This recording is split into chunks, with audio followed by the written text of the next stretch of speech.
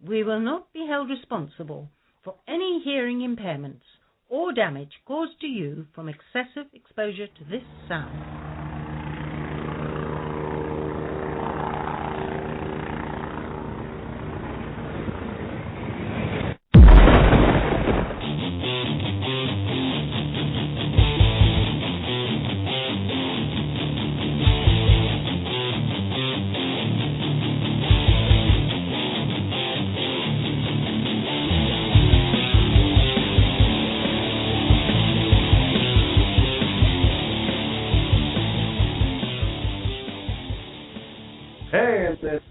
It's not Friday, believe it or not. It's Saturday. I love Twitter. Anyone who's been reading our Twitter for the last few minutes will realize that Clint is learning Twitter very slowly. But we're getting there. Those who don't know, I'm usually the one doing the tweeting, and Clint's trying to tell me what to say most of the time. So I let him take to it for the night. So that should be interesting. I'm done. I apologize now for anything that's incoherent on Twitter. How you doing? I'm doing well. How are you? I'm sore. So, now before you get into that, because I know you are in a much better mood since you've eaten. Yeah. Oh God, wasn't I not really cranky earlier today? You were a pumpkin. Your stem was poking out. You were. I haven't seen you in a mood that bad since the Oakland Athletics swept the Boston Red Sox. Well, and that's my problem, If I don't eat, I'm one of those people that I absolutely lose it and I just start falling apart. So, well, not only did you have a stem out, but your tiara was crooked. It was. They should make a Snickers commercial.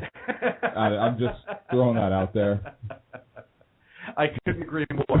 I'm like Joe Pesci. Have you ever seen that commercial with the two guys? No, I was thinking Betty White or Roseanne Barr or.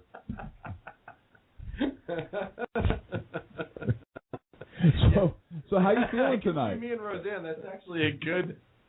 You could actually totally. And you'd never be able to tell us apart. I was just going to say you could actually dress up as her for Halloween. It'd be awesome. Oh, that's too funny. We should do that. You should be Roseanne Barr and I'll be DJ.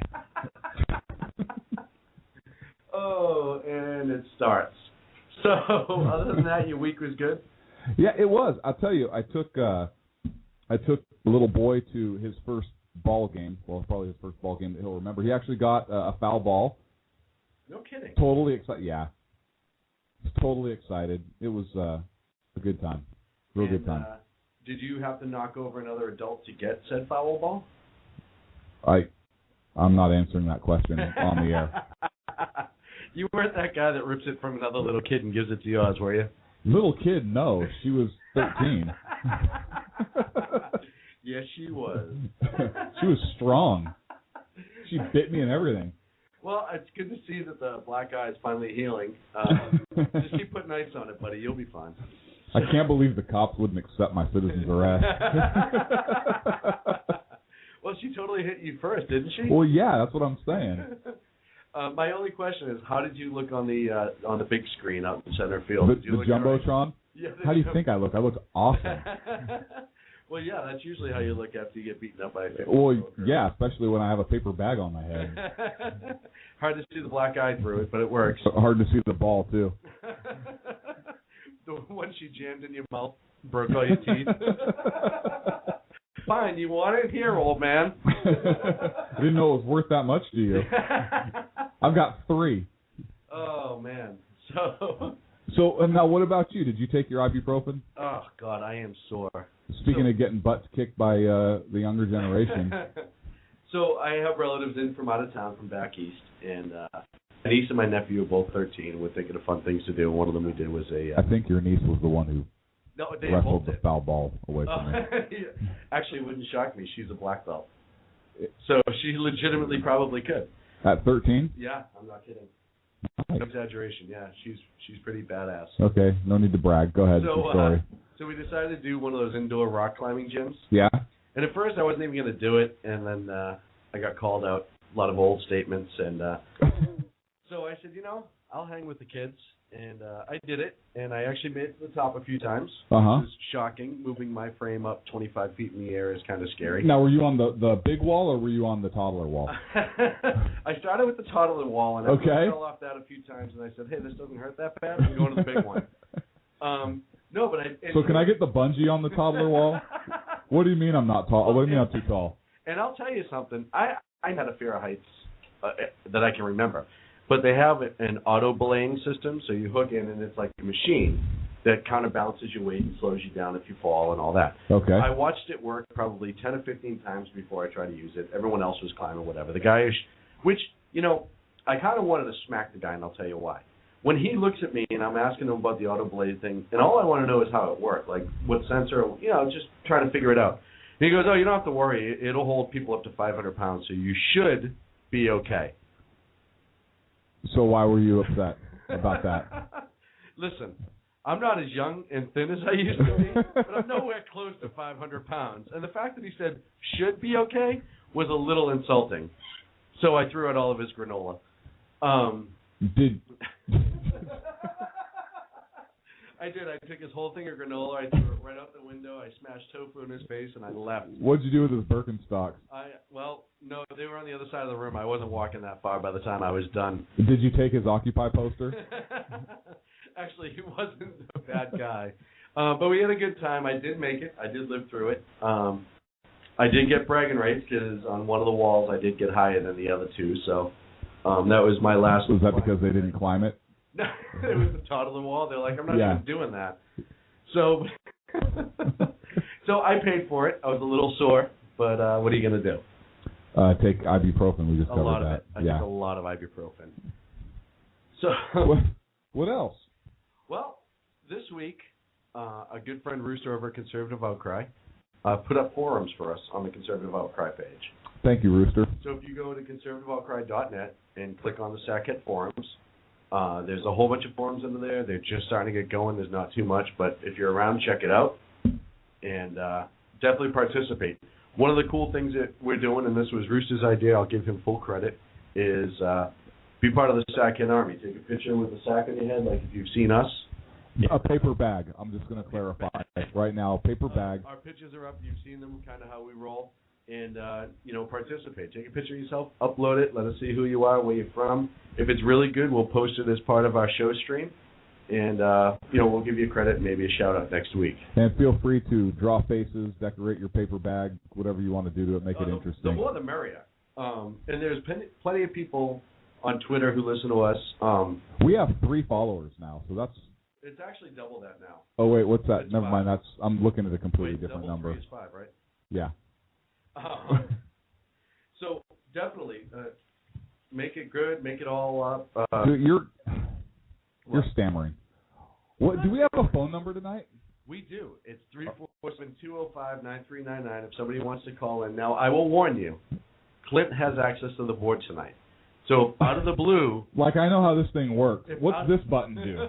If out of the blue, all of a sudden, like, we answer and we're talking, and then I don't realize that he answered and he doesn't know how to answer and he did it accidentally, and you start participating and I hang up on you, it's not your fault. So I'll just tell you that right now. It's Clint's fault. A lot of it tonight is going to be Clint's fault. Wow, really? What? I got to make sure I know how this works. So let's get into it, and because we've been moving. We taking a commercial? No, we're not taking a commercial. Oh. Tonight we're going to get, let's get right into it. I want to get into the repealing the amendment idea that we talked about. What? And I am doing everything you're not supposed to do in live radio. I just moved my microphone. No, you just wiggled in your chair. Your microphone is resting on top of your chest, which is awesome. Don't listen. The people can't see us, and we need to have an open, honest relationship with them. Okay? No, I'm lying. So, do you want to go in order? Do you want to do 16 then 17? No, that makes too much sense. Okay, 17 first. No, I didn't say that. All right, fine. We'll go back to the 16. I don't know which one I wanted to do. Why do you want to repeal the Second Amendment? No, what? What kind of communist are you? Oh, speaking of that's another idea that came up for Sackheads Radio, because we are moving towards this socialist quasi-communist state, we're contemplating replacing all of our C's with the letter K, just to honor our potential move towards communism. What do you think, comrade? Comrade, I think we must do it. We'll deal with the Russians later when we talk about Syria. Oh God! But why do you have to tease like that? I think that's what? called a teaser in radio. When you bring because we're trying talk to be about radio later on. We're trying to be a little more professional, so I was throwing that out there. Why do you have to call me on it? Well, because I didn't know what the hell you were doing. You've never been professional before. Why would you start now? I'm not. Do you see me with pants on right now? No, but I've never seen you with pants on. So, which one do you want to start with? Whichever one I decide to talk about right now. Go for it. And, okay. We'll be back after that. No, I'm just kidding. So, I don't know what got me on this kick this week. Maybe it was of our discussions last week on California, which, by the way, I loved our discussions last week, and we apologize for the sound quality. Hopefully we've fixed that this week with some issues. But growing pains, this is only our third live show. But it's our first awesome one. No, we've had several awesome ones. Go back and listen to the previous podcast. I was doing research just because I do, and you know me, I'm one of those people where I read. I have like 5 or 6 books going at one time, and yeah, you're not well. Decide what I've never claimed to be. Okay. And one of the things I've thought about it before and talked about it before, not on this show, I don't think, maybe just in passing, but the 17th Amendment of the Constitution, and what that is it provides for the election of United States senators by popular vote. Now, wait a minute. What's wrong with that? I don't even have to look at you. Okay, we all know what's wrong with that. Go on. Okay. Well, no, not all of us do. Some people think that sounds like a really good idea. And just to give a little background, the senators used to be chosen by the various state legislatures. And you mean the way it was intended to be by the founders? Yeah, hence I said the way it used to be done. Sorry. I'm trying to color. I'm trying to do a little color commentary. I'm angry. Okay, go. Okay. So they were chosen by the various legislatures and put in. And what happened is there was a lot of corruption. There were bribery taking place, special interests, and so forth were there's a lot of corruption in the process. So with the intent to stem some of that corruption, there was a movement to go to the popular election of the senators. And there's a couple problems with direct election of the senators. First of all, the premise of the fact that you have the regional citizens, the citizens of a particular area, smaller area, who elect their representatives to a state legislature. And those state legislators are supposed to be people of virtue, people of principles, who are able to come together and therefore appoint or elect senators to represent the states. Right. Well, if the legislators are and in effect appointing people to the Senate who are corrupt or as a result of corruption. Which would never happen. Yeah, there's no corruption in government. The people wanted to look at the system and said, hey, the system is broken. We need to fix the system. So, therefore, instead of allowing the legislators to continuously appoint senators, because that system has become corrupt, we need to change the system. And they did that by passing the 17th Amendment, which basically took the right to appoint the senators out of the state legislators' hands and into the hands of the people. So when was that? Do you remember? Like 19. It was early, right? It was like 1918? Yeah, it was early. I believe it was 1913. 13, I apologize. Yeah, right around Woodrow Wilson. Weird. That's another story, though. That's weird. But here's the fundamental issue with that. The thought was that the system was broken, therefore you need to change the system. I think the problem wasn't the system. I think the problem was the people.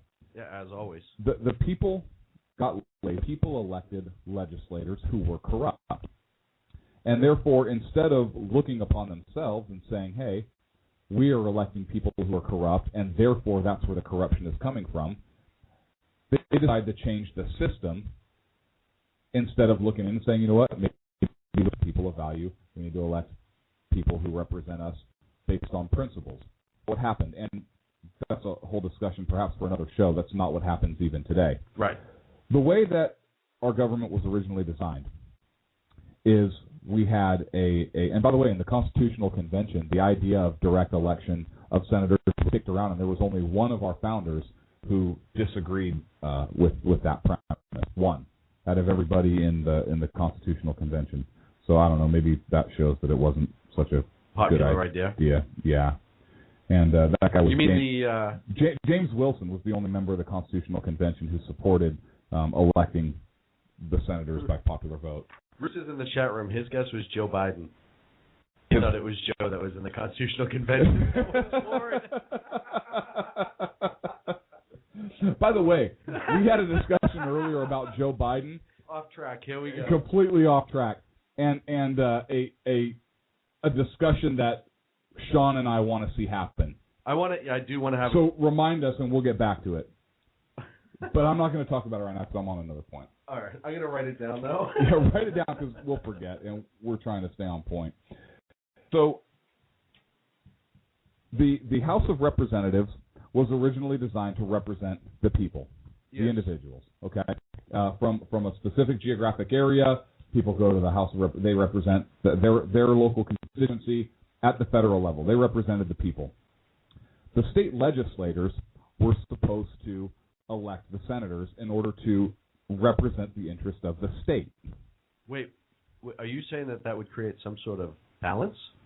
Well, yeah, and then you had the presidency that obviously was the executive of the federal government. Whoa. And therefore you would have the power of the people represented. You have the people's interests themselves represented. They would in turn elect state legislators who would be principled people and elect proper senators who would care for the state's interests. And then you had the president, obviously, as the executive.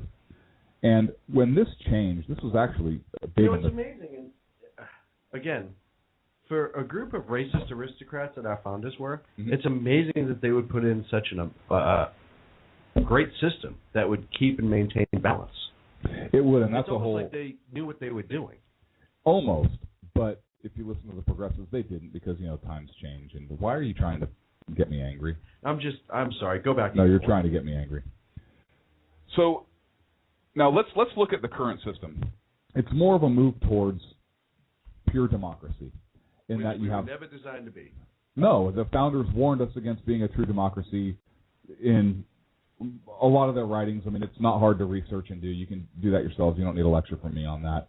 They warned us against becoming a pure democracy. So when the 17th Amendment was ratified and the senators were chosen by popular vote, you basically have the people now represented in two houses, and the state lost their representation. It was a huge power grab for the federal government because you took a major obstacle to federal expansion of power out of the way. How many states, and I don't have the exact number in front of me, how many states brought lawsuit against the federal government for the health care bill? I honestly want to say it was like 22, 24. Somewhere around there. I don't have an exact number. It may have actually been more by the time everything was said and done. I don't know, but I think you're close with that figure. Do you think that this health care bill is in the best law of the states? Of course not. The states are going to be eating a huge cost. Enormous. Is there any way that if more of a cost than they already do? Yes. Is there any way that you think the state senators, knowing that they have to, or their state legislators, would have voted for a bill like that, knowing that their states would have to incur such a huge expense? They wouldn't be able to sustain it. No, absolutely not. But because they were elected by the people, now you have party faction and everything else involved. They're able to pass these major programs through. The 17th Amendment allowed for a massive expansion in government. It completely negated the state sovereignty, not completely negated it, but severely diminished state sovereignty and the 10th Amendment to our Constitution. And as a result, especially with the laws that we're seeing passed today, I'm calling for the repeal of the 17th Amendment. I'm not the first one to do it, but I'm doing it here today. Well, this would actually bring us back to a more balanced system. States' rights gets trampled on constantly, and we've talked about this before, and I think in our podcast before we did live shows. It's getting trampled on again with Obamacare, and the more states get chipped away at, their rights get chipped away at, they lose their independence and their sovereignty as a state, and they become more one rather than individual, because that's part of the beauty of this country is we have 50 individual states with 50 individual laws. Some of them are different. Constitution gives the minimum amount of rights allowed,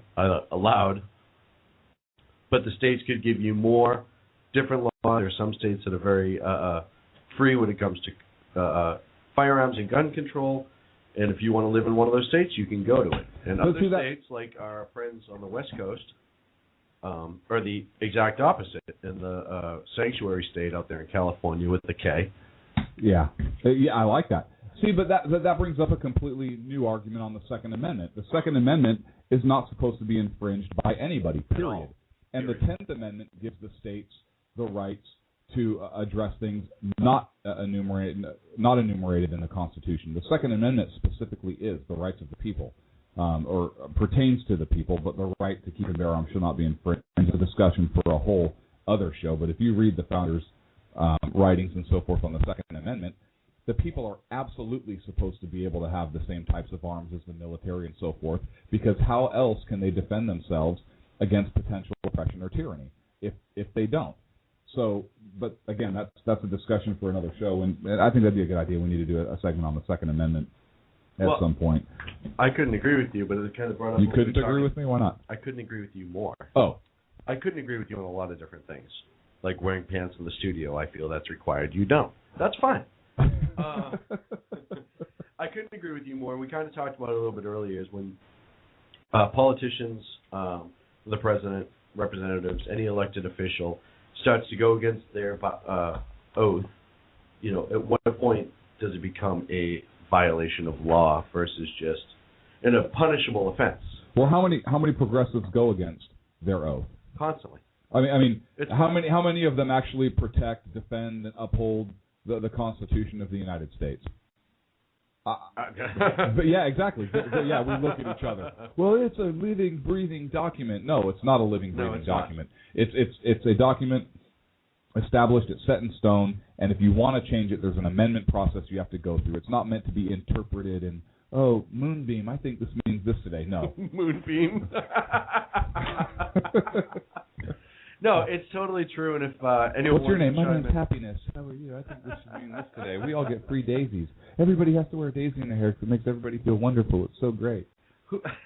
Pass the joint. To where? What? What?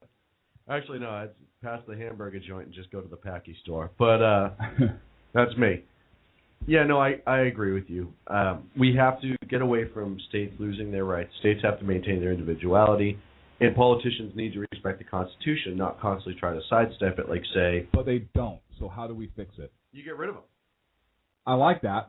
You vote them out. Yeah. But in the meantime... People need to stop paying attention to what the hell they're doing when they go into the voting booth and stop just voting what's popular. But they don't. And we also have this problem. Even though we have this 17th Amendment was created with the intention of getting rid of bribery and corruption and so forth, how much do we still have now? How many times... all the time. The people have, in the state of California, we talked about it last week, are so disillusioned with their state legislature. The state legislature has a poor rating, and yet the same party has been in control. The Democratic Party has been in control since 1970, with the exception of 1 year. Right. The Republicans had it only in the Assembly. The Senate was still Democrat, and yet they're that disillusioned, they're that upset. Yet they keep electing the same stinking people. How many people have been in there for how long? Or go to a different office because of term limits or whatnot? No, So you had the 17th Amendment. It was meant to fix one problem. It didn't. What it did is it caused the states to lose their sovereignty, a lot of its sovereignty. It pushed us more towards a pure democracy. Okay, now how do we account for the rights of the states, or how can states survive when you have a federal government that's expanding so rapidly and it's swallowing up their interests? That's the problem.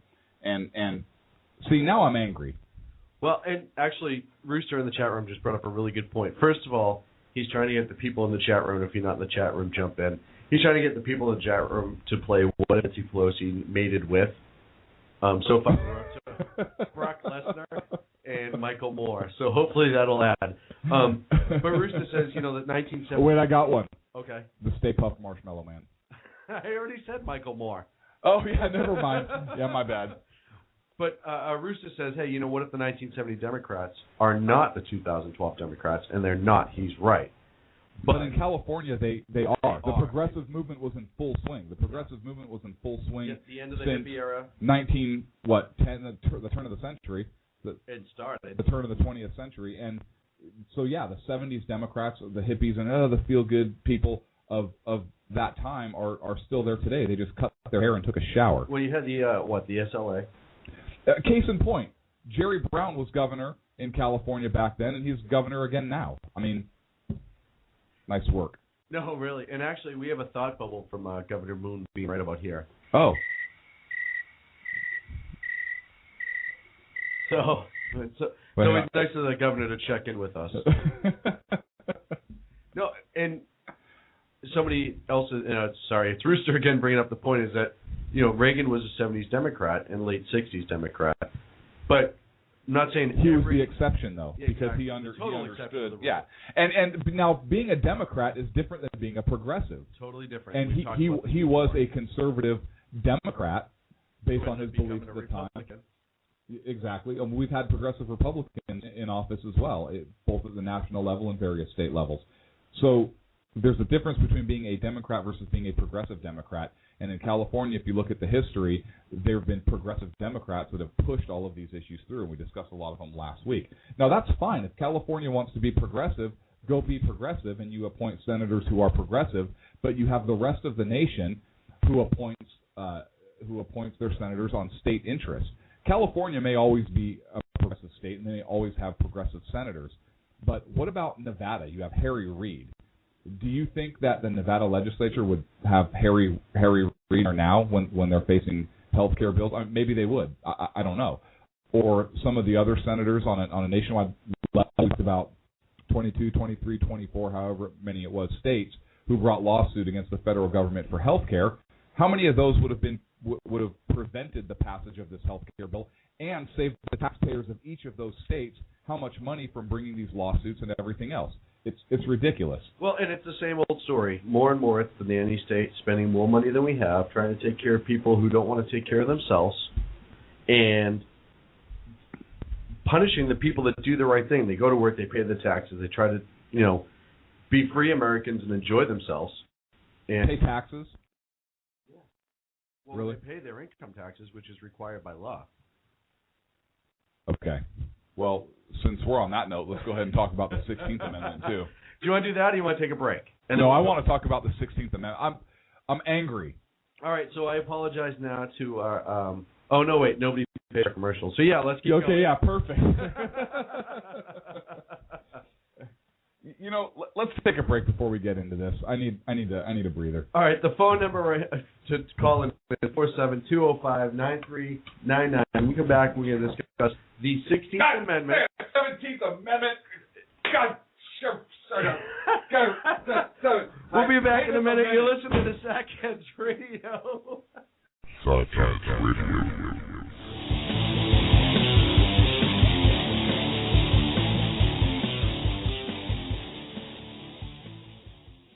Hey guys, it's Sean from Sackheads Radio. I want to talk to you a minute about our friends over at HomefrontHugs.com. They're an amazing organization of volunteers who take their time, effort, and money to take care of our troops overseas as they serve our great nation. HomefrontHugs.com. You can donate, write letters to troops, adopt a troop, you name it, you can do it. Help those wonderful folks who protect our freedoms. Go to HomefrontHugs.com. Tell them Sackheads Radio sent you. Hey guys, it's Sean from Sackheads Radio. I know I've said it before. Check out our friends at conservativeoutcry.net, but I really mean it. If you want interesting and exciting political commentary and analysis, that is the place to get it. Different, always spot on, always truthful, never pulling a punch. ConservativeOutcry.net. Tell Rooster to get Bulldog back on and that Sackheads Radio sent you. And also, coming soon, the Sackheads Radio Forum on ConservativeOutcry.net. Hey guys, do you like our news briefs? Better yet, do you like the amazing voice that does our news briefs? Do you need some audio work done? Check out PlatinumVocalCords.com. Our friend Vanessa has years of broadcast experience. She's an absolute professional. She'll work with you, get the sound exactly how you'd want it. So go to PlatinumVocalCords.com. Tell them Sackheads Radio sent you. Do you have some breaking news you want the Sackheads Radio Show to cover? Call us at 1-877-308-1866 and be a news hound like this gal. Hey, so I heard that,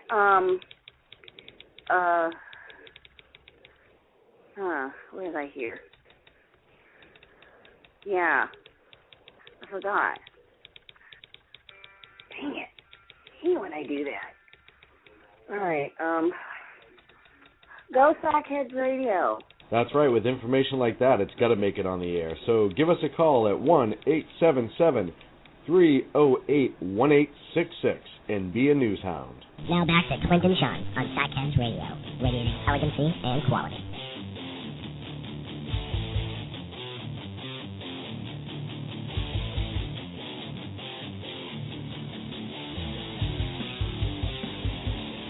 And then he's got California over there. Can he get their heads out of their ass?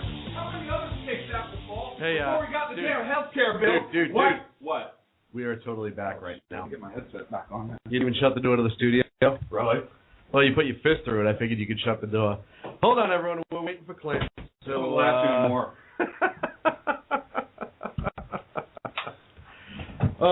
So Hi. That was awesome. I feel better It's now. not often you go up like that, and when you do, I really appreciate it. I think I need medical attention. I might have broken my Too bad. hand. You did it yourself. What? So, why should I have to pay for it? You did it. You suffer for it. Really? Why do you have to pay for it? You're going to get me all fired up again? So, I need more phone number caffeine. to call in 347-205-9399. Feel free to call in right now. We just ripped apart the 17th Amendment. Clint ripped apart the door and his vocal cords. Hang on. Whose call is that up right now? Yeah, we're talking to them. Hang up on. Perfect. See ya. Yeah, I'm waiting for your mom to call in again, so that should be fun. That's who I just hung up on. So we're going to jump into the... You know what? I want to talk about taxation since we just left off at that point. Now, you know I'm a big fan of the flat tax. Yeah. I hate the argument of everybody needs to pay their fair share. And I agree. Everybody needs to pay their fair share? Everybody. I agree. If you get $1,000 a year in welfare, then your fair share is, let's say, 10%. So guess what? You write a check for $100. Congratulations. You paid your fair share. 10%. Good job. If you make $1 million, you pay 10%. Guess what? You just wrote a check for $100,000. You paid your fair share. Good job. Okay? How is that not fair? One person paid $100. One person paid $100,000. It was 10% of their incomes. Period. That's fair. The rich person still paid more. Hey, progressives, what part of that do you not freaking understand? They paid their fair share. Yeah, but if they have nice things, everyone else should have nice things. Yeah, then work for it. Yeah, I totally agree with you. Get an education. Work for it. Get a job. Save your money. Not everybody's going to... I don't have a yacht. I don't have a Lamborghini. I don't have a... But you do, but that's... Yeah, we bought it together, so I guess technically we have a yacht. You rich white guy. Seriously. My 14-foot Chrysler Tri-Hole with a hole in the floor and an engine that doesn't run. By the way, I still say we turn that thing into a PT boat and just 14-foot PT boat. Oh yeah, yeah. I say we paint it up as a full war vessel. Fly the flag off the back, paint like some broomsticks black or something, and just roll. Just get big PVC pipes for the torpedo tubes. Better yet, no. I say we turn it into a carrier. We put just. Hear me out. We put a big piece of plywood right around where we would sit to drive it, and we could launch remote control aircraft and recover them from it. Dude, we could rig a system with like little water balloons or whatever, and take off from the deck and fly it up and go other boaters and drop a water balloon on them. Put a little camera on it. Right now. No, this is a great idea. I'm running with this. Dude, we're doing a working boat this week. We need a theme though. We'll have to have a theme, like a theme song, so we can just jam it when we come up a channel. McHale's Navy. By the way, he passed away this week, which is a shame. I don't know if you saw that. No, I did not. Ernest Borgnine did pass away this week. Thanks for bringing me down. Yeah, well, I had to bring you back down because you were getting out of control. So okay. It's a shame because he actually did serve our country, and he was in a lot of great movies, and he was a pretty big conservative from what I understand. So. Was he? Yeah, but we'd be upset. I mean, we'd pay respect even if a liberal died. Yeah, absolutely. Because we're actually respectful human beings, and we're not like the other side where we celebrate somebody else's death simply because we disagreed with them. Andy Griffith. Yeah. He passed away 2 weeks ago, and that was a shame because, and actually, Rooster wrote a great article about this, and I agree totally, is the Andy Griffith show was all about values. And it was an older show, and I remember watching it when I was a kid, and he was a big liberal outside of his acting. But all of that show, I remember watching it as a kid, then you got to the age of 13 where I'm like, oh, this is hokey and silly. Then the older I got, I watched it again a few times, and I'm like, man, wouldn't it be great if people actually had all those values again? They kind of cared about the people that lived around them, and people, towns took care of each other, and people did it out of the kindness of their hearts and not because the government's making them do it. Yeah, and there's a show like that on now, isn't it? Jersey Shore? Something like that, isn't it? What? No, it's exactly like that. Yeah, it's real similar. So let's get into the 16th Amendment. So we talk about. I'm a big fan of the flat tax. We've talked about that. And I just went in on that. Fair share. Guess what? 10% of whatever is fair. Everybody pays it. People who make more pay more. People who make less pay less. And I think if you get welfare or any kind of federal assistance, you should be taxed on that money as income as well. But that's a different discussion. The 16th Amendment of the Constitution gives Congress the power to enact an income tax. And I disagree with an income tax, but that's where we are. As a tax, I think it should be a flat tax. But something interesting on the 16th Amendment, and it's not so much a call for repeal, but a call for an investigation into facts, a call for its legitimacy. And here's where this comes from. In I believe 1985, an individual by the name of Bill Beckman and a partner, Mr. Beckman, published a book called The Law That Never Was. And it's a study that actually investigated the ratification process of the 16th Amendment.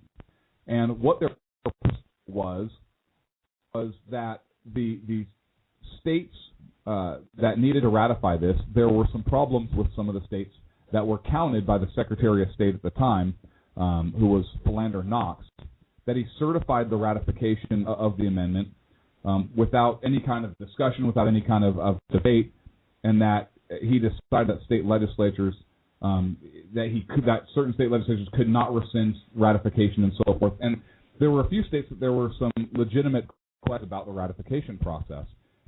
And as a result of his work, he put together this book, The Law That Never Was, that actually says that the 16th Amendment was not properly ratified and should therefore be invalid. There was a lawsuit brought against him, and there was actually an injunction put in place in a federal district court that he was not allowed to do certain things and put certain information out to the public because of people were not paying their taxes based upon his information. And I don't know that this is something that has ever been looked at seriously by the courts. Probably not. For whatever reason, the state legislatures and the judiciary and so forth don't seem to want to tackle this issue or take a look at the certified documents that is presented in this. Now, why would they not want to do that? Well, probably because they would lose a whole lot of income and they'd have to shrink their government back down. But wouldn't that be their job?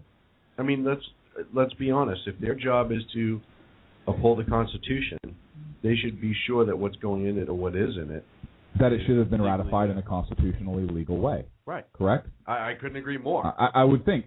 And the good part is they could send it to the Supreme Court, who would straighten that right up. Well, yeah, absolutely. Wait. What? If the 16th Amendment was looked at and deemed to be improperly ratified, therefore it's not ratified, therefore it's invalid, and the health care law was upheld based upon the tax, that would mean that it would be completely invalid. Well, I don't know. They just said that Congress had the right to tax. I think they said it as an income tax. A completely different argument. Anyways, I thought it was interesting. Why would you get me all excited like that? And it's something that I think should be looked into further. If it was properly ratified, hey, if I draft law, we're good. What's the harm in looking at that? If it was not properly ratified, and people take a look at this, and it's not valid, I can see where it's a ton of problems. However, if it's such a good idea and it was not properly ratified, hey, how about we ratify it now? Well, like everything else, if there's a question, there's a legitimate question, there's documentation, there has to be, I'm sure this guy just didn't go all wingnut and start throwing out false statements. And all you can say it willy-nilly. All willy-nilly. Then it is the burden of the government to investigate it wholly. Yeah. Don't you agree? I do. And there's every single American that pays taxes in this country. Yeah, so about 10%. Now, my question would be... That was a joke. Really? Because I honestly thought you had that number right in front of you. I wasn't even going to argue it. I was like, oh, good for you. That number ready. Yeah, it's official. 1% of Americans pay taxes. Now, let's say it's found to be non-constitutional. It wouldn't be, so they're not even going to look at it. But let's say it was. You mean not properly ratified? Not appropriately ratified. Okay. Would I get money back? That would be a valid question. With interest? The same interest the IRS charges when you're late with payments for them? Probably not interest, but could you imagine how that in and of itself could bankrupt the country? Oh, it would. Could you think about that? It would turn inside out completely. Turn us inside out. Hey, progressives, I might have just helped you completely collapse the United States economy. Do you have Frances Fox Pitt on speed dial? Because it sounds like something that would come out of her mouth. No, I don't. But what I don't want obviously the collapse of the country. But what I think is reasonable is if there is a legitimate question about the ratification process of the 16th Amendment and therefore the legitimacy of the income tax amendment, why not look at it and straighten it out? If it was legitimate and all of the records from the states that ratified showed that it was done properly and it stands, what's behind that? It's affirmed. However, what if the documentary evidence does in fact show that it was not properly ratified and is therefore invalid? Would we not want to correct that issue? Well, yeah, because now people would be being taxed unjustly. Would we not want to correct that, though? If it's such a good idea, why not send it to Constitutional Convention now and re-ratify it? Well, because once again, that wouldn't fit their agenda, so why would they do that? Yeah, why would we want to do things the right way? Hey, if it's legitimate, it's legitimate. What is... Hey, well... Go for it. Do you know what the current debt is right now? 13.3 trillion. 15.8 trillion. That's what I said, not even close. Per citizen, that breaks down into $50,581. Now, is that per citizen or per tax-paying citizen? Per tax-paying citizen. Okay. It's almost three times. It's $139,343. Now, let me ask you a question. If I wrote a check for $133,000 and whatever, and I sent that to the government, and I said, hey, I am paying my portion of the national debt, do you think that they would say, hey, thanks, you don't have to pay taxes anymore because you paid your fair share? I think you'd be fine. I think you'd absolutely be fine. I so wish I was in a financial position to test that theory. Unfortunately, that's more money than I make in a year. Over, so I could turn around and say I paid more than I had to. Would you? I'm like that. Yeah. If I had the money, I would pay $2, and I would say, that's for me, and that's so you leave me alone, even for somebody else. It's almost like paying it forward in Starbucks. You've been in like a long drive-through line where they're like, oh, the guy in front of you paid, so you pay for the guy behind you because it's the nice thing to do. Yeah, but with my luck, the guy behind me ordered like 5 of the most expensive things, plus like 18 scones because he's going to an office party. He called ahead and told him what car he was going to be in. They're like, oh, you're going to pay for the guy behind you? $462. He's going to a meeting. Oh, Then you already said you're going to pay, so now you're criminally liable if you try to leave. Rooster wants to know why you just wouldn't print your own money instead of writing them a check. Because I don't work for the government, Rooster. But what if you did yours based on the amount of gold that you had in the bank?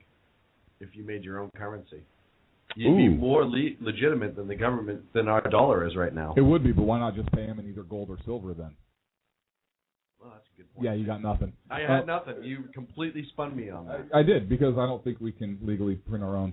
But that would be, you know what? We should do sackhead currency and have it backed by U.S. No, that'd be a bad idea. U.S.? No. It's going to be worth something. Let's have it backed by. How about all the awesomeness? Let's back it by all the oil reserves in North Dakota right now that we're not getting a break on. We can't base that because that's not ours to base our currency on. But what if the person who owned all that did? Ooh. They said, hey, you know what? We're going to start using currency based on the amount of oil we project we have. Which, by the way, I'll get into that in a second. And we're going to print our own money that's going to be legal tender, and it'll be based on the amount of wealth that we believe we have. Since we're talking about this, what do you think would happen if businesses and citizens started trading not in U.S. dollars anymore, but in actual gold or silver? Oh, the government would freak out because they'd be totally out of the loop. They wouldn't even know how to address it. They would just keep saying you couldn't do it. That's all they could say, because it would take them so long to catch up to the curve that their head would spin, because they know in their mind they'd be losing money, and also you and I would actually be getting more for our quote-unquote dollar or whatever the sackhead. I think that's what we should call it. Think about it, the sackhead. Think about it. Nothing is backing the United States currency at all. It's an idea. Theory. It's a theory. You either believe in it or you don't. Yeah, and if a lot of people stop believing in it, it ultimately goes away. It collapses. It's kind of like the happy thought to fly in Peter Pan, right? You need a happy thought in order to be able to spend money. You just made me choke on my Snickers. So let's say the happy thought goes away and we all fall to the ground. There is nothing backing U.S. currency, and I know that there are some states and organizations who actually began buying gold in order to have in case the dollar collapses. Which is not far. And I don't think that we are necessarily too far off from a point where we are trading in gold or silver or hard commodities or ammunition or whatever it is. Necklaces, who cares? Because people have lost faith in the dollar. The fact that the dollar is an idea scares me. Well, and I know I actually talked to one of our listeners and a friend of ours, Woody, about this, and he said, you know what we should do? Make pots and pans currency. Because good luck going to the bank and trying to deposit like 25 big pots and pans. Just be like, have everyone say that now we believe pots and pans are what's actually worth something.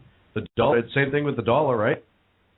You're doing the exact same thing. You're believing that it's worth something, so why not use pots and pans? Here's why. Because pots and pans are not fun.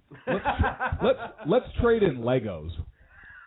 Because Legos are awesome. That's not fair, because people with kids would have a tremendous advantage. Yes. If you had a pocket full of Legos, I mean, you could like bust them out at a restaurant and like build things, right? You could set the little Lego guy up on your dashboard while you're driving to the bank. You can have conversations with him. I would like Not that I do I that. would like to pay this in a helicopter made out of Legos. Yes. And a fire truck made out of Legos. And We don't accept fire trucks. in return, I expect to get 2 little Star Wars guys and Indiana Jones for change. I like it. I don't say you can have a whole system. Hey, you know, and like the older Legos are worth more. So Well, naturally, because there's less of them. Exactly, right? It's like gold and silver. The less there is, the more it's worth. Weird. Oh man, that's so. I think we have a new. I think we have a new idea. I think we're onto it. Rooster, can we get something like that going in the forums? You think? So.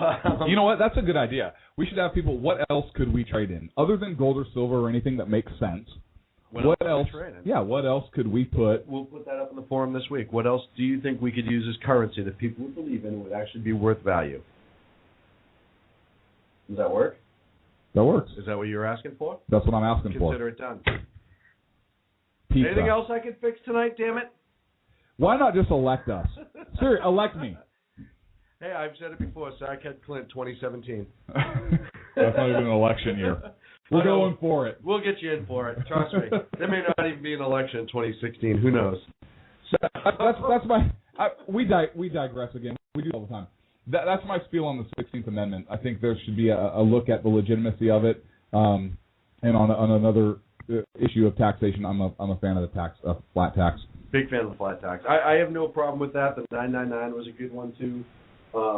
Is that like on the slot machine? No, it was the Herman Cain. You're thinking of 777. Oh yeah, thank you. Which, by the way, so confused. No big deal. I hit this weekend. So you actually did. I saw the picture. It wouldn't come up, so he hit the machine. No, it was kind of really it was hard. the 777 machine. So I actually won $8 and demanded I get paid in one of those oversized checks. Hey, you won $8, but because of inflation, you wanted them to write it for $10,000.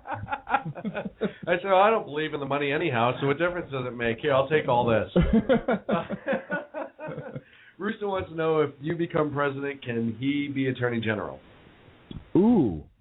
Now, Rooster, do you want attorney general or do you want secretary of state? Because I would love to send you overseas to talk to some of these other world leaders. Sean already is my press guy. I'm sorry. Yeah, well, I only want to do a little work. I don't like to fly, so I don't need to be going overseas. I don't really like people, so I'd rather have a room of people I already hate that I can just yell at. Right. Media. Even though right now we are technically media. By the way, yes. Congratulations on your media pass. Thank you very much. It's kind of a big deal. I can't wait to start using it. It's up. If anyone wants to see it, it should be streaming on the show right now and on our website. By the way, you got one too. Oh yeah, thank you. No. I you try to take all the credit. What? You do this. I'm not taking. You always do Why this. am I taking credit? What am I taking credit for? You always do this. You never listen to me. I listen to you all the time. You never shut up. You take me for granted. I do. You never take me out to dinner anymore. Take you for marble. I do for a while. You don't bring me flowers. That's not true. This is. No, you don't bring me flowers anymore, Sean. You don't. He has the control. You don't write me letters. You don't send me little cute text messages. I feel like since this show's kind of taken off a little bit, that you just kind of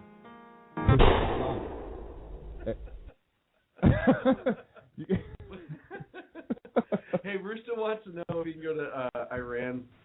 He says he'll take the Secretary of State. Finally get out of the bottom of something that bothers the hell out of him. So, well, I can only imagine. How about this? Let's set up for a break, so when we come back we can talk. Let's talk Syria, and then we'll talk our idea that we have. I've been talking serious all night. Syria. Oh, sorry. Syria. Seriously. Rooster says taken granted all the time. I'm tired of being taken for granted. I'm not going to handle it. So when we come back, how about this? We can come back. Rooster can call in. He literally just knocked stuff off the wall, slamming the door. Rooster can call in when we come back from our break. We can talk about what he wants to do as Secretary of State. We can talk about one of his blogs. And then after that, we'll take a few minutes on that. Hey, why don't we take a break? I'm we coming out right now. About this, because this is ridiculous. This is Sackheads Radio. We'll be back. This is out of control. We'll be back in a moment. Sackheads Radio.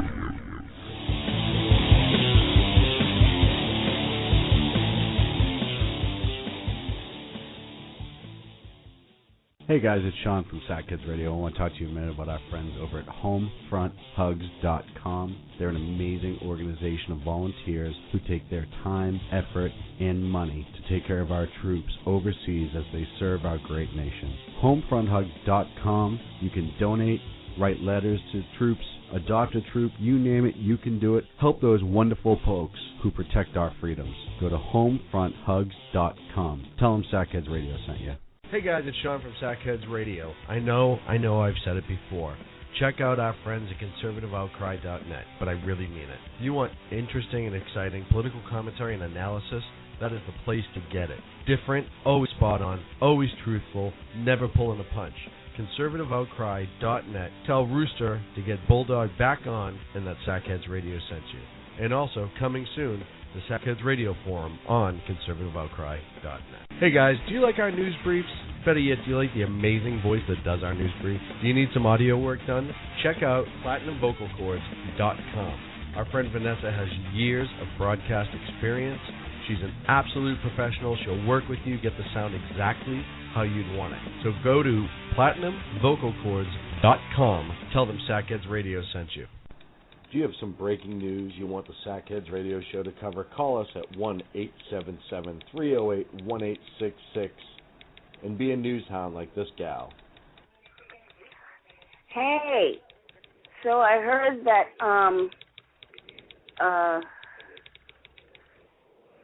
what did I hear? Yeah, I forgot. Dang it. I hate when I do that. All right, go Sackheads Radio.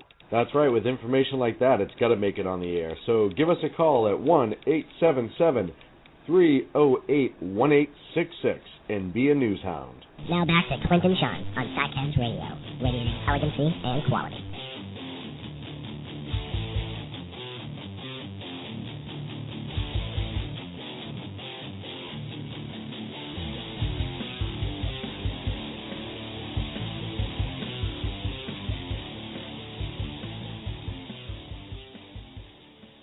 All right, so we've assembled some sort of control. I had to apologize to you. Oh, God. About what? I'm sorry. Sometimes I just get so wrapped up in what's going on. That I need to give more. I understand that. I need to give more as a co-host and a friend, and I understand you do.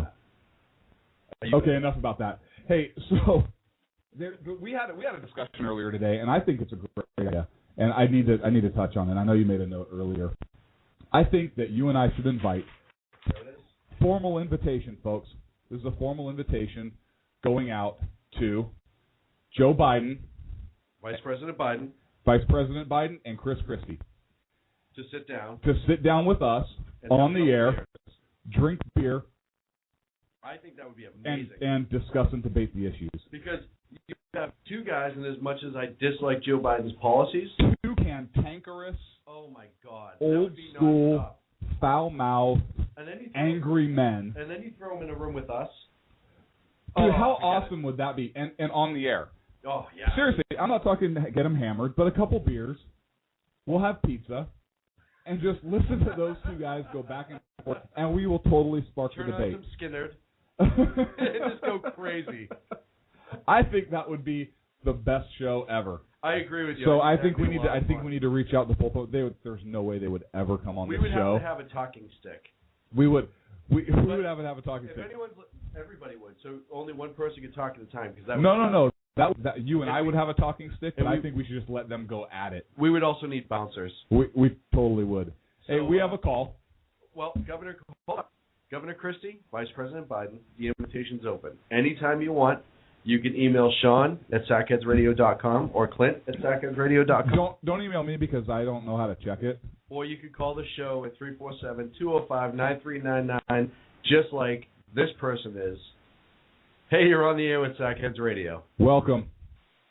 Well, is this the Leonard Secretary Skinner of is a great segue into what I want to talk about tonight, guys. Mr. The NAACP. Mr. Future Secretary of State. Now, before we go into it, let's talk about what you want to get to the bottom of if you were the Secretary of State, and then we'll get into the NAACP. Oh, why France has a veto? Yes. Why shouldn't they have a veto? Come on. Why should they? Who the hell are they? Because today is Bastille Day. Oh, yeah. I mean, come on. Weren't you... There are Hey, while we're at it, why does Russia have a veto still? Because they hate us. Because they like to shoot down our force. Why France had a veto. Yeah, but they went away a long time ago. Reagan got rid of them. Yeah, but they should have lost their veto then. Are you kidding me? You heard of the hot mic with Obama? I mean, they still hate us, and they know it, and they know they have him where he is. While we're at it, why do we have a veto? Well, hang on a second. Let's get back to Russia. If they don't, almost all of the UN. If Russia doesn't have a veto, then how are we supposed to use the letter K to spell everything that's supposed to have a C? We need them. You know, Rooster, I knew. No, we don't need that. Why do we have a veto? Let's go away. We'll leave, and they can run the world. but they got to get out of New York. I just want to kick them the hell out. I mean, and before they leave, pay their parking tickets.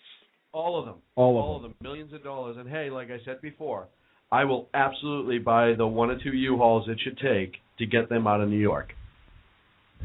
I'm like that. I'm a giver. I think we should split the bill to move them all out. We would still save money in the long run. Oh, are you kidding me? In a year, I bet. So, hey, Rooster, you said Skinner was a good segue into what you wanted to talk about. Why don't you tell us what that is? Well, I'm supposed to have a gripe tonight, and my gripe is with the black people. Oh. No, we're not going to go where you think we're going. Okay. Right, because everybody knows me. I'm not a racist. But when you here's say what I want to know. I'll get nervous. No. Here's what I want to know. What are we supposed to do? So Mitt Romney gets in trouble because he didn't speak to the black people the way they wanted to be spoken to. No, that's not true. He didn't speak to them in a way that certain pundits said they didn't want to get spoken to. Including the head of the NAACP. Including the head of the NAACP, who at the end of the day is just a political pundit. But you've got the same people going on a different station saying, we don't want any free shit, we just want to be treated just like everybody else, which is what Mitt Romney did. And Mitt Romney went down there and gave them the same speech that he gives everybody. Right, and you and I'm sure Clint agrees, like you said in your last blog, and I forget who the website was that you quoted, but it doesn't matter your race or whatever, we all want the same things in life. We all want to be left alone, have our freedoms, and so he went and spoke to them as he went and spoke to everybody else. He didn't treat them any differently at the NAACP convention. No, he didn't. So how is that wrong? That's the irony of the progressive left, is that they espouse all this crap about equality, and it's not crap. I believe in true equality, but they espouse it, equality, yet they want to be treated differently. And when they get treated the same, like Mitt Romney did, he talks to them just like he talks to every other group he addresses. When they are treated equally, when they are treated the same, which is how the right tends to treat people, they get all irritated and upset and angry. Well, I don't have beef with obviously black people in general, but with the specific individuals in African this group Americans that are talking. See, now you're going to get me going on something different. How many of them came from Africa? That's what I'm trying to do. They're not. They're American. Everybody should be American. If you were born in Africa and you became a citizen here, all right. Okay, well, here's my message to everybody. And I want the NAACP to listen. I want all black people in the chat room. I think we got 3 people in there to listen. It's a good... That's not true. We're up to like 7. Okay, well, it's a good goddamn thing Joe Biden showed up to speak the next day, because we wouldn't want the blacks to get the wrong impressions about the whites or the black man who sent Biden in his stead. I know, and it's such the double standard that we get caught in. No, it pisses me off. It's not a double standard. They're doing it to piss me off. You intentionally? Me, yes, me. No, I totally understand your point, and I completely agree that it's not the masses, and that's the thing that people forget. So 2 or 3 figureheads that are up front that when... And if you listen to Joe Biden speak, he must have been a poor black child coming up in Delaware. I think he grew up in Pennsylvania, didn't he? Yeah, Scranton, I know. Yeah. It is Scranton. He was born in Scranton, then they moved to Delaware. Scranton has a pretty liberal, and they've always been a fairly liberal area, and now they've paid all of their city employees minimum wage to stop to close their budget gap. My entire family's from Scranton and from Binghamton and from Susquehanna. It's not that liberal up there. Well, somebody is, because they keep producing it, because I know their mayor is too, and they just did all that budget cutting. But no, Rooster, I totally get your point. Anyone wants to read his blog, and it kind of straightens it out a little bit more, go to conservativeoutcry.net, which our forums are in too, and we can't thank you enough for throwing our forums up on that. You like the way the new site looks too? I think it looks great. You did a total site revamp. The site looks great. The forums are amazing. That was in the works for some time, but I was real happy to put the forums up. So hopefully we'll get pictures of girls with great big giant nasty old eyes. Negative. Come on now. We're using this for with the sign that says I like sackheads. Well, I guess as long as they have the sign with a K. we'll deal with it. With the K. 2 Ks. SAKK. That's right. Hey, Rooster, man, thanks for calling in. I appreciate it. Go check out conservativeoutcry.net. Thanks, Rooster. Thanks, Rooster. All right, guys. Yeah. You know, he never said what he would do as Secretary of State. Oh, come on. Are you kidding me? Rooster, now, I'm sorry. I want to make something very clear, and it's like Sean said, and like I know Rooster was alluding to. It's we have specific individuals create this race gap, this race baiting, this race issue, and it's completely asinine to me because everybody should be treated. You shouldn't get special privileges or treatment because you're X, because 8 generations ago, whatever it is, somebody enslaved somebody. Hey, guess what? Europeans were enslaved also. We have to live in the now. We have to live in the now.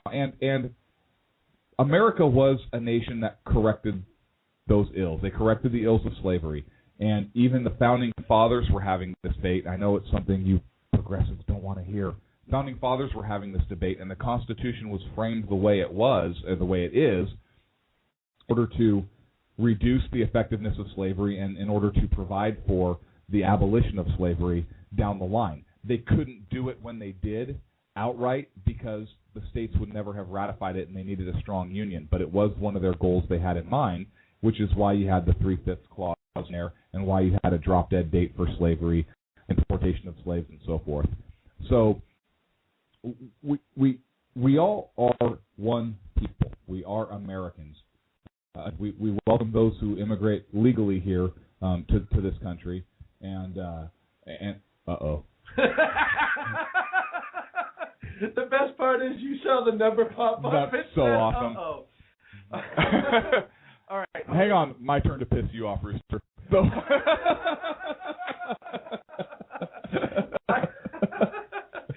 So, so this call back to tell us what he's going to do as Secretary. Okay, perfect. You asked for it. So this whole race baiting and division and we want to be treated equal, but you didn't talk to us the way you should talk to our people. Anyways, let's get to our call. But I'll give you the prime example. Which prime example? The one we just talked about with Romney? No, kidding me? Really? The average person, it doesn't matter what race they are. They want to have freedoms. They want to be left alone. They want to be able to make as much money as they can without being persecuted for it. See, in today's America, I think there is too many people that want to take what you're making because they don't have what you have, and therefore I they totally agree with you. Yeah, what are we at? 50% roughly? But if you look at that, and if you want to talk about, let's say, the Occupy movement, that's a prime example of people that want to take stuff out theirs. It's all 80% of them are spoiled little rich kids. You just pulled that number out of your hat. Yeah, I totally made it up. Okay. Let's go with it. A majority of them, how's that? Are spoiled little rich kids that mommy and daddy cut off. And now they're like, well, that's not fair. I can't play Xbox. Blah, blah, blah. I don't have this. I don't have that. But they all have cell phones. They all have brand new Nikes. You watch some of the rioting that goes on, and they're breaking. My favorite was a video of one of the protests where they, and I think it was May Day in Seattle, they broke into the Nike store to destroy the, what's the word I'm looking for, the corporate. Evil corporate, and, yeah. Two of the kids were wearing brand new Nikes.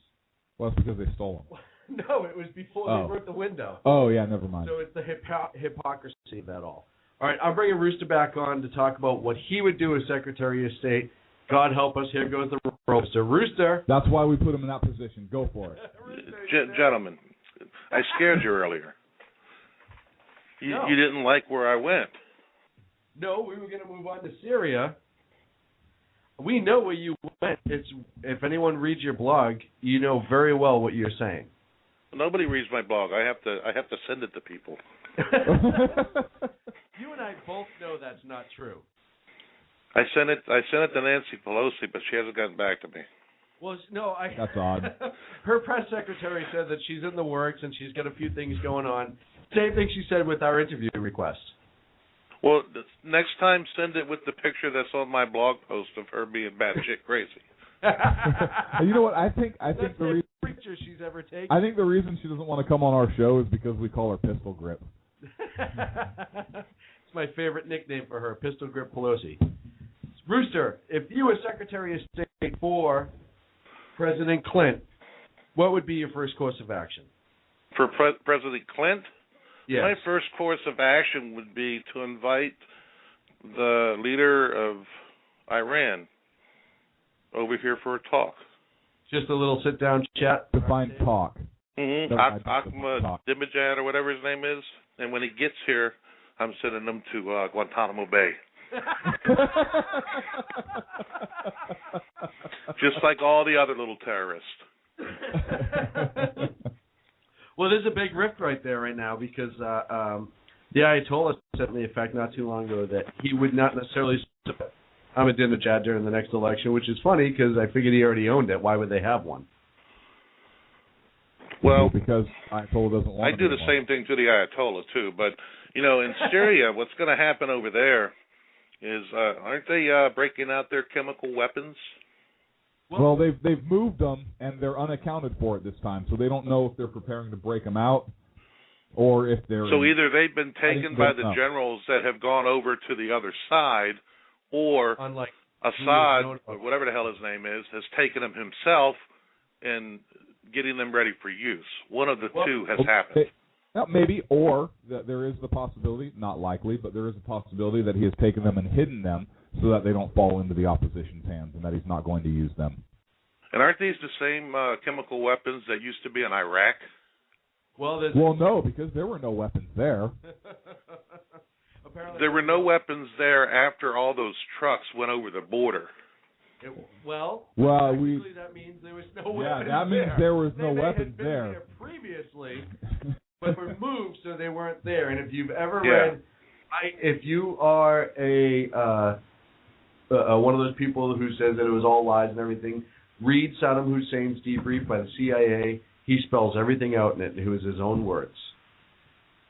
He intentionally misled the international community to believe that he had much more than he actually had, because he was petrified that if he fell, Iran would invade and start killing his own people. So he intentionally misled the international community because he knew that if the Iranians viewed him as weak, they would attack him. I don't know about that, because Iran's got a fairly decent army, but at the time Saddam Hussein had the fourth largest army in the world, or the third largest army in the world. Yeah, but their technology was lacking compared to the Iranians. You got to remember the Iranians had a lot of our equipment at that time that was still fairly serviceable. That was all there. Kind of old. And they fought a war with Iraq for years, and Iraq held them to a stalemate pretty much. Yeah, it would have been interesting. And now we get into the whole Syria, Turkey, Russia. For a lot of people that don't know, Russia's got a naval task force that's in Turkey right now. It needs to leave. It does need to leave. There's also the whole thing with the F-4 that's shot down now. Turkey sending their prime minister to meet with Putin in Moscow to discuss whether or not it was shot down by the Syrians, or now there's allegations possibly that it may have been a Russian direct weapon. It may not have been a Russian-made Syrian weapon. It may have been Russian weapons themselves. But United States diplomatic, and let me read this real quick, official claiming quote unquote, we know the details about the shoot down, but we will not share the details with Turkey. That's a little suspicious. Of course not, because they don't want Turkey to invoke Article 4 of NATO and have a huge issue. International incident or potential global war. U.S. officials don't deny that the aircraft was shot down. But some people think that the Russian action is being hidden, that they were directly involved, but it's now being squashed because they know that the Obama administration is considered weak by the Russians, hence that hot mic incident where he said he'd have more flexibility after November. And in an election season, he doesn't want to go head-to-head with somebody who considers him weak. So there's that whole aspect of it. And now we get into invoking Article 4 of NATO. And at what point are they going to invoke it? They are part of NATO. They have the right to do that. Didn't they and leave if us they do, Obama will find a way not to do it. Well, didn't Turkey leave us hanging with some action, if I'm not mistaken? Turkey left us hanging more than once. The world's most unpopular war that everybody in Congress voted for? Yes. Okay, yeah, that one. Wait, they didn't vote for that. Oh, wait, yeah, they did. Yeah, no, they did. I think it was like 98% of Congress voted for it. Oh, yeah, but didn't they say they... Yeah, no, never mind. Yeah, no, if you ask them now, they didn't. And if anyone doesn't know, the F-4 Phantom that was shot down in the middle of June, there's still 2 Turkish airmen missing. It allegedly was flying at a high rate of speed, crossed into Syria's airspace slightly. They said it was not an uncommon issue. They'd never had a problem before. And I said this before, and I'll say it again. I think they will fly in NATO reconnaissance to try to get some looks inside Syria. Now, what do you base that on anything that you've read, or is that an assumption? No, that's totally an assumption on my behalf. Okay.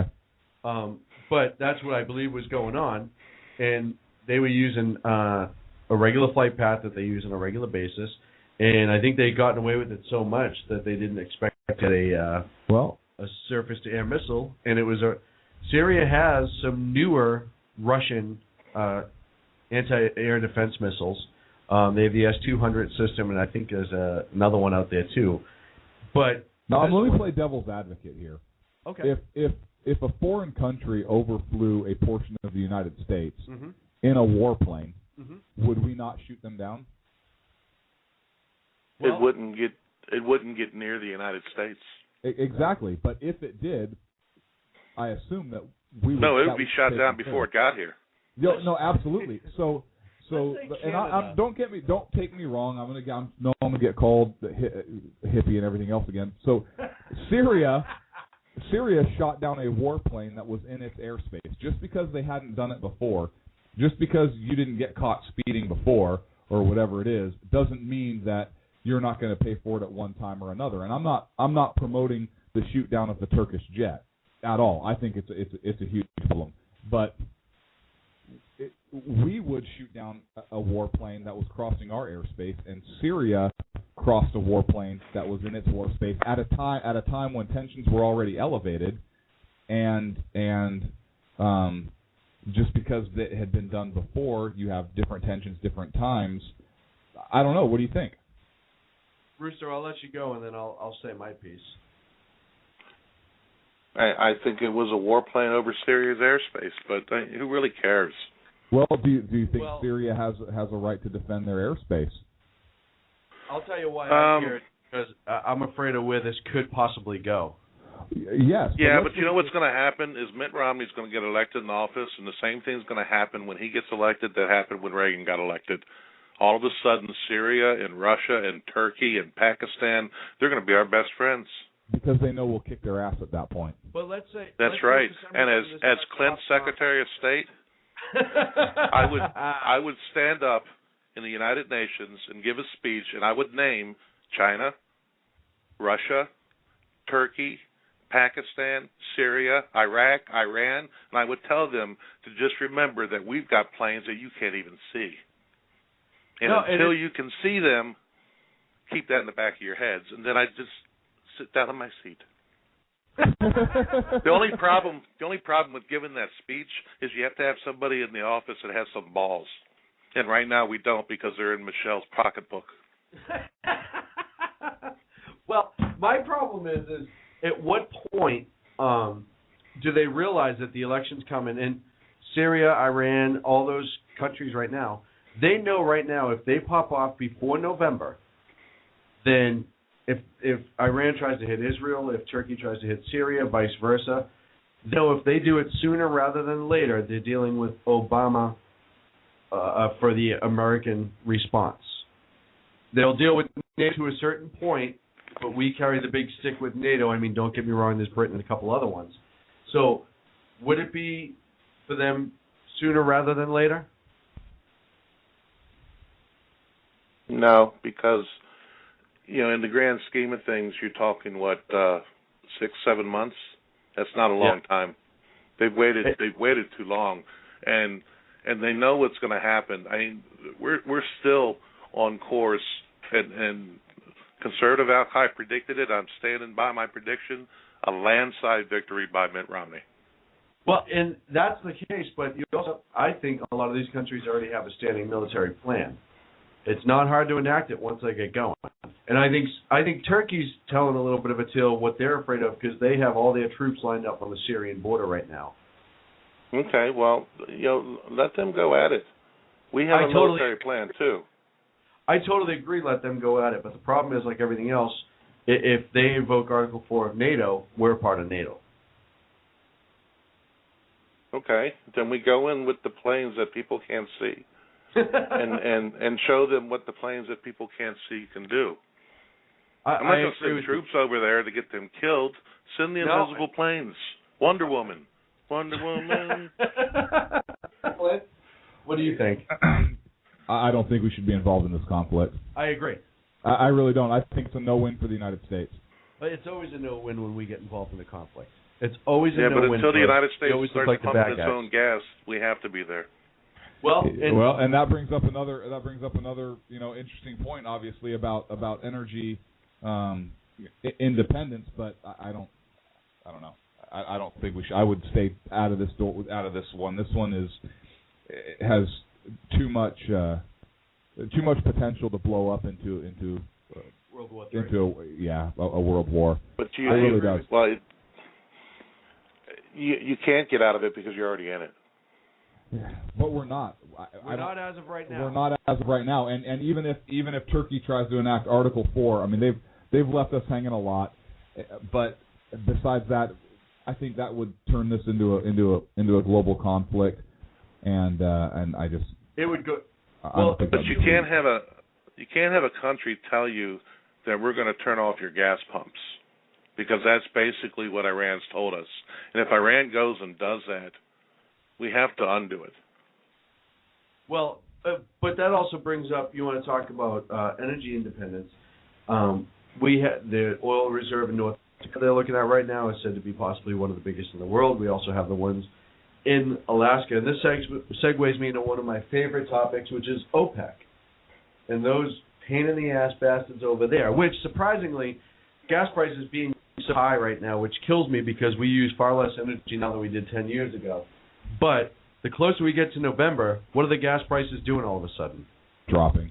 OPEC would be the organization that's run by the people that'll kill a woman for adultery, but all the husbands are watching porn. Yeah, exactly. Yeah, that's the one. Okay. We've counted out of them on a regular basis. We do. We have the reserves here in our own country to be independent. We do, and not only to be independent, but to export. We have the reserves in the Gulf, but hey, we've outsourced those jobs and sent rigs to Mexico and have given other nations money to drill in the Gulf where we should be drilling, and I mean that's a huge other issue. Well, but as far as the Syria goes, I completely disagree of us being involved. And the other thing I think I don't know how much it's being discussed. I haven't seen very much on this point. But does a nation have a right to defend itself when an enemy or another nation's war aircraft, ship, whatever, crosses into its borders and potentially poses a threat? I think it does. We do. So why can we say that it's okay for us to do it and another country can't, just because we're the United States? And because of that, I think that, not just because of that, but I think that's a strong case for us to stay out of it. Turkey flew a warplane over another sovereign nation's airspace. Hey, Rooster, just so you know, we get a lot of feedback. I get to cut the line. I can barely hear anything on your end right now. So that's cool. I'm going to bed, guys. All right. Hey, thanks, have a good Rooster. night. I Thanks appreciate for calling it. as always, Rooster. All right, guys. Thank you, sir. Good night, sir. No, I agree with you. It shouldn't be our problem, and I hope It's that not our it's problem. It's not our problem, but is it going to be made to be our problem? Are we going to make it our problem? Is our government going to try to make it our problem? Is this going to be him trying to show that he has a set just before the election that, hey, I can stand up to a big challenge. I can stand up to a Russian-backed country. You know what? I give him credit when he green-lighted the operation against Osama bin Laden. Well, I give him credit for doing it. It is. I hate, and this is where some people are getting mad at me, and I really don't care. I give him credit for making the right decision, but it was hard to not make the right decision. Based on, and I wasn't there, I wasn't in the room, I don't know all the intelligence. But based on what I've read and what I've seen, they were pretty much 99.9% that was him, he was there, and they were going to get him. You know what? President Clinton had an opportunity to get him, and he passed on it, and right. he didn't. This he didn't president, know about, right. President Obama made the call. He had the intel. He made the call. The off went off. They got him. I'm going to give credit where credit's due, and he absolutely made the right call in that case.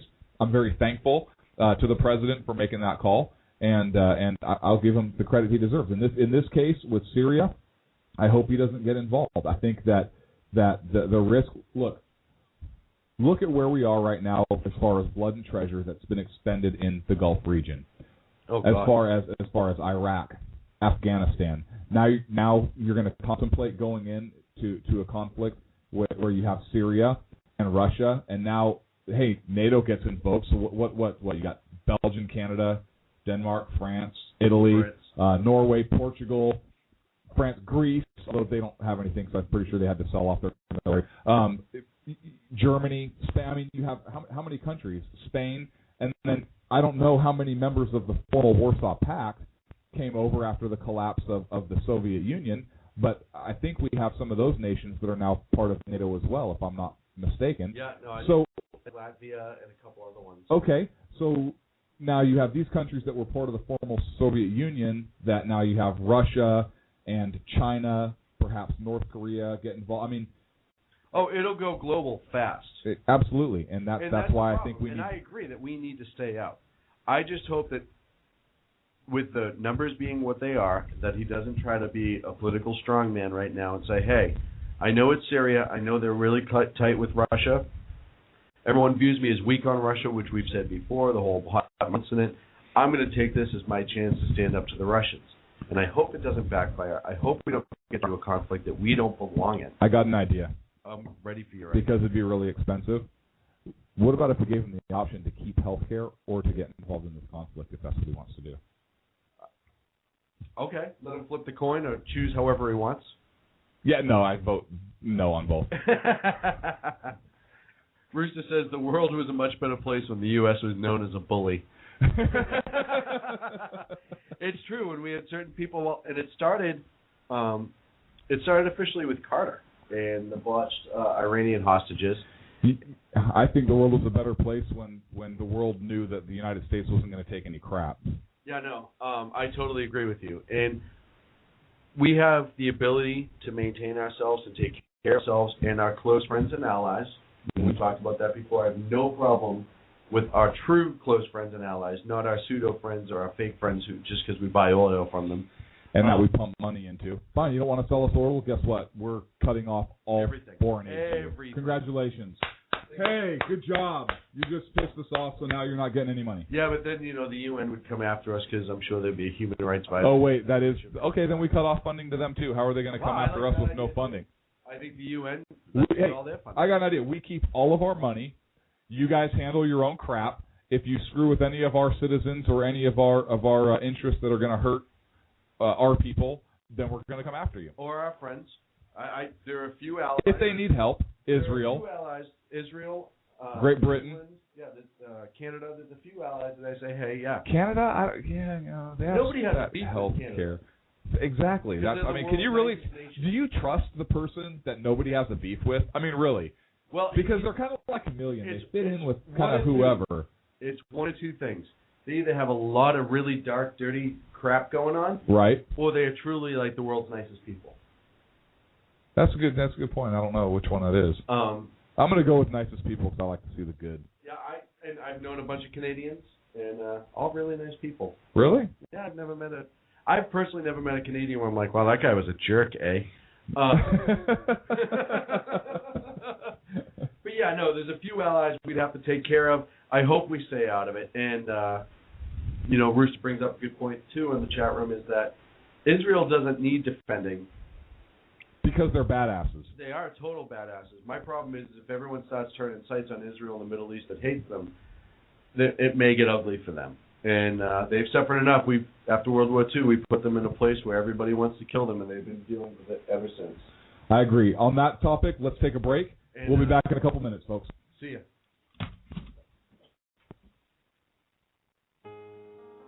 I play the rant music, really? No, really, go to break.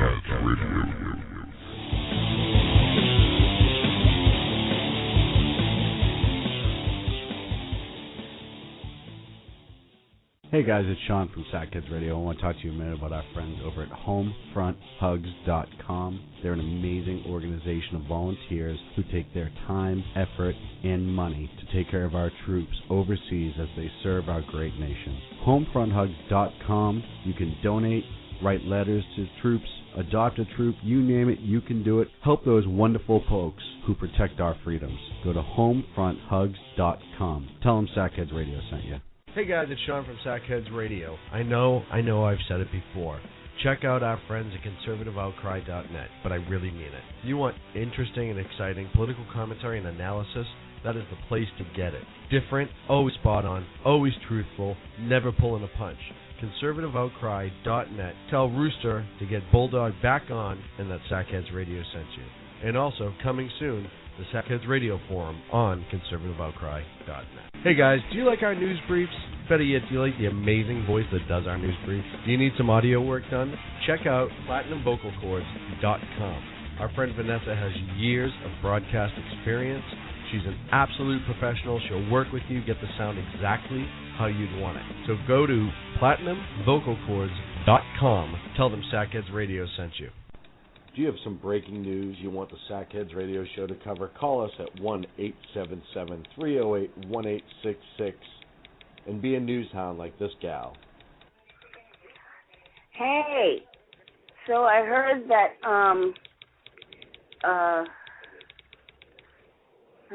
what did I hear? Yeah, I forgot. Dang it. I hate when I do that. All right, go Sackheads Radio. That's right. With information like that, it's got to make it on the air. So give us a call at 1-877-308-1866 and be a news hound. Now back to Clint and Sean on Sackheads Radio, radiating elegancy and quality.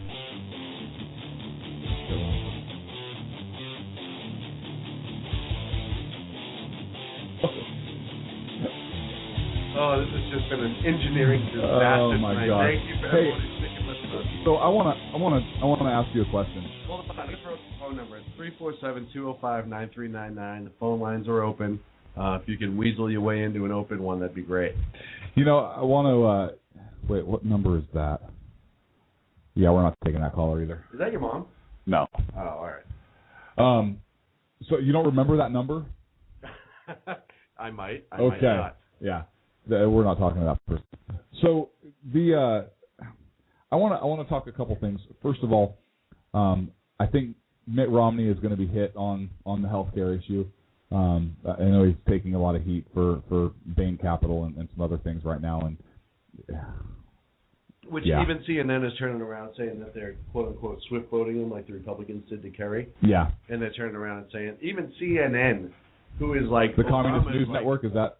Yeah. I don't know what it stands for. Okay. It's Obama's, that and MSNBC are like his free publicity every day. Right. Here's that idiot Chris Matthews, who's nothing but a screaming moron. And he's fat. He's just, you know what? I don't hate a lot of people. I hate him. Do you really? Every time I see him, all he does is once somebody proves him wrong with something, he just yells at them until the end of the bit. That's all he does. He's nothing but he's a hot air machine, and we're trying to be good, and I'm trying to watch the language, and I almost lost him. You almost did. Now, he has a lot of money, and he might be sending people after you. Good. What? I don't. Good. Anytime Chris wants to come on the show, I guarantee I can out-yell him. It may be incoherent. Why would you want to do that, though? Make him look like a complete ass and just argue the facts, and he can't defend that. Every time I look at him, I always think of Chris Farley's character from Saturday Night Live, Foley. You know what? He has. You know how some people you just look at and you just don't like, and you don't know why. You look at them and you're like, he has the face of somebody I just want to punch. And not that I'm a violent person, but he has a face for radio. Like we do, which is why we're here. And when we're in public, we wear paper bags. Right. I've heard this though. I think Mitt Romney's going to be hit again. He's going to be hit hard on the healthcare thing, and I want to touch on this briefly before we move on to another point. Is I think one thing that he needs to do is he's going to keep being hit on the healthcare thing, and President Obama is going to come out and say that, hey, he raised taxes in Massachusetts. If this is a tax, then he raised taxes in his state, blah, blah, blah. One thing, and I don't think that Romney's very good at it, but I think what he needs to stick to really get his message out is, hey, we passed health care in Massachusetts because it was a state solution for a state problem, and the 10th Amendment to the Constitution gives the state the right to do that. And the people voted for it. And the people voted for it, but we're talking a state that enacted it. Now, you had the federal government that enacted a federal health care bill in violation of the United States Constitution and in violation of the 10th Amendment, and that is the difference. They imposed a penalty on the people, although now it's a tax, to penalize you for failing to do something on a federal level, which is unconstitutional, whereas what I did, and I think this is what Romney needs to say, what I did is address a local state issue and impose a state solution for that problem in accordance with the 10th Amendment. One person wants to trample on the 10th Amendment and states' rights, whereas I actually utilized that to solve a problem in my state. And then own whether it worked out or not, own it. Hey, yes, it didn't work out, it did work out, whatever your position is going to be from there. That's the first thing I wanted to discuss on him. The second thing I wanted to discuss is something that is kind of an interesting point, and that is this. I don't think Mitt Romney was the strongest for the Republicans to run. And something I have to question, and I think it's a legitimate question, is are the Republicans truly not trying to win this election? And that sounds absurd on its face, but it does sound a little crazy. The more I think about this, you have health care that's going to take effect in, 2014, I think? Yeah, that's when it'll be like 100% implemented, I believe. Okay, so into the next president's term. And if the Republicans cannot get health care overturned, which would be very difficult to do, if they cannot get control of the Senate and the presidency and overturn this law, then it's going to go into effect, and everything, the major government programs or entities that are created, the taxes and so forth are going to come in, and the economy will be hurt. Businesses will suffer and be hurt by this. And one term into this presidency, we will start seeing some of the results of this health care bill, I think.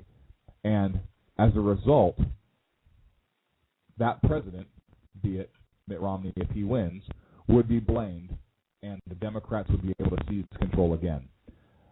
Whereas if the Republicans lose the election, and Obama owns this 4 years, and he owns the next 4 years, and the nation essentially is transformed, and would probably be close to financial ruin. Well, we are now. If you look at our debt, and we won't, all of the sacred cows, nobody's will the social programs or anything to do what it takes to save this country. We just want to keep giving it those.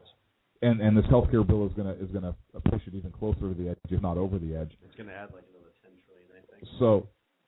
So he would own that, and the Republicans would be able to seize control, I think, for a two-term Republican president and at least a one-term Republican follow-up. So for 12 years, perhaps even 16 years, while they tried to turn things around. And I have to wonder, because these people are not stupid politically. So are they running Mitt Romney, who, and let's face it, religion should not be an issue in this race. It should not. But it's going to be without. But it's going to be, and especially in the Bible Belt. Mm-hmm. Are people going to stay home and not vote for Mitt Romney and as a result let President Obama win. So would the Republicans put somebody up who is weak with that in mind? And I think that's a legitimate question, and I think what will be telling is who he chooses as the vice president, or who the Republican Party chooses as the vice president. If they choose a conservative, conservative value, conservative Christian, pro-Constitution person, and not a progressive, or which, hey, I think Romney is a progressive light. I do. That's my opinion. Mm-hmm. If they choose somebody who's conservative to counterbalance him and to get that vote, then I might rethink this. And I'm not saying that this is the case, but I'm posing it as a possibility. And I want what's your feedback? Well, it's one of those things too. I agree with you to a point.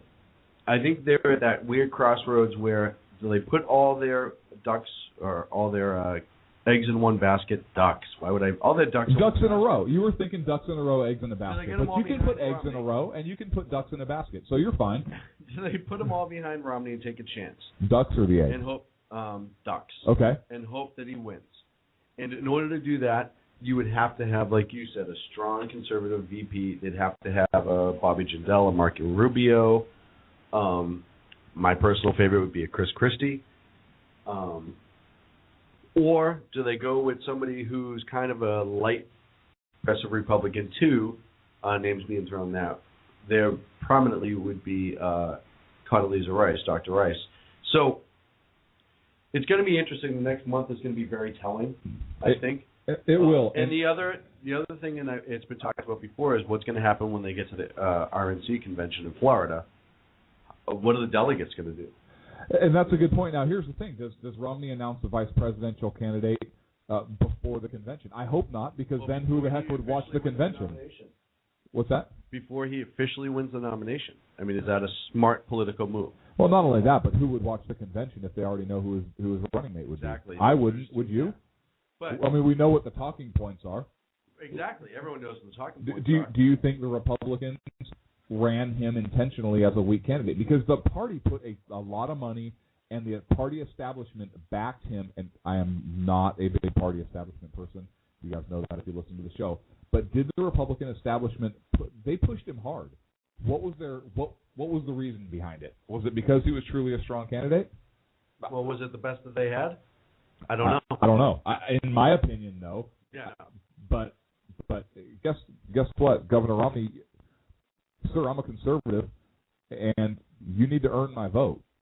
Well, he needs to. If he's going to be a conservative, he needs to show his conservative. He does, and I, for one, am not going to vote for somebody simply because they're an R and they're going against Obama. I want my vote to count, and I'm going to vote for the principled person, the person that's great. And I'm not saying that's not Governor Romney, but what I'm saying is, Governor, if you want my vote, earn it.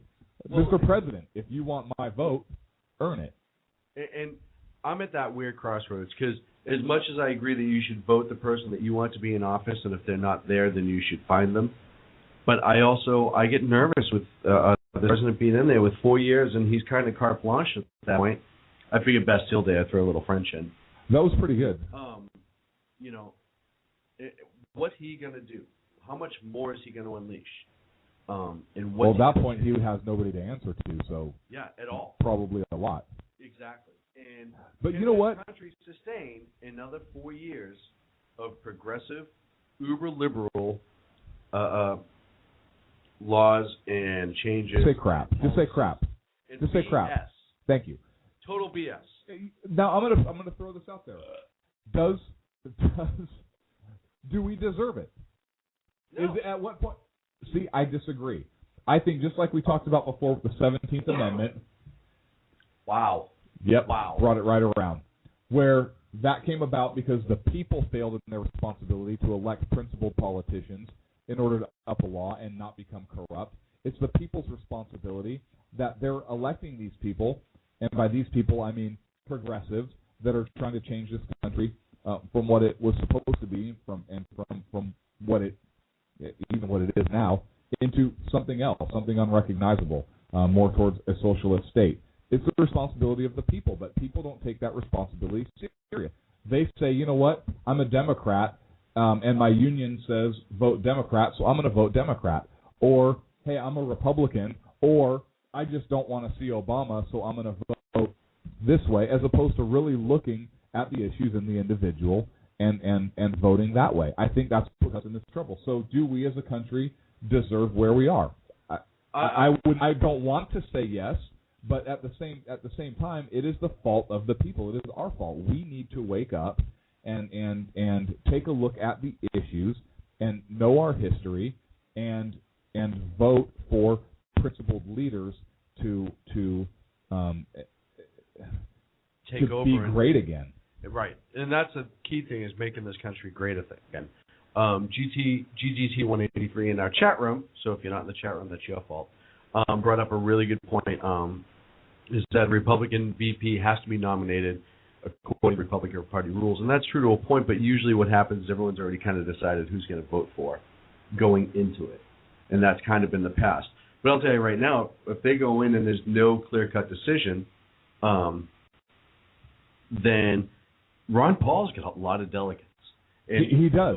Ron Paul has a lot of delegates. Even though the general conservative party isn't necessarily Ron Paul fans, and he did the nice thing by jumping onto the R this year instead of doing the independent thing that he usually does, in order to not split the vote even more. He could upset and end up being the VP candidate. He could, but you know what? How's about this? Let me throw this out there. How about instead of parties putting up their candidates, if you are a member of a political party or whatnot, you just, you know what? This is who's running, and it's not just these two people. It's these however many people, however many Republicans, however many Democrats, however many Libertarians, whatever the case may be, and the top electoral vote getter is the president, and the number two is the vice president, like what was when we had George Washington and John Adams. Yeah, you the actual person was voted for, not the party. And we've talked about this a million times. We were warned against this two-party system that we're locked into. George Washington. By President Washington and General Washington, depending on when you talk. Yeah, it's the same person. They are the same person. I'm well aware of that. Jeez, really, man? You're just going to do that to me? We try to have a nice show, and every single time. Hey, you can't. That's Sorry, my job. You're not that angry. Where the hell was I? Oh, I was talking about President Washington. Or General Washington. Or General Washington, whichever one. I hate you right now. We were warned against it, and we keep getting caught into it. We've been caught into it. Oh, no, that's not the general music. I'm sorry. No, but if he was walking in this room right now, I'd absolutely stand up and let that play. One of the few people, if I go back in time and hang out with, would be him. Oh, absolutely. He'd look at me and call me a fat lunatic, but whatever. Nice haircut, Skull. So, no, we you don't have hair. The two-party system, we have to start choosing the best candidate.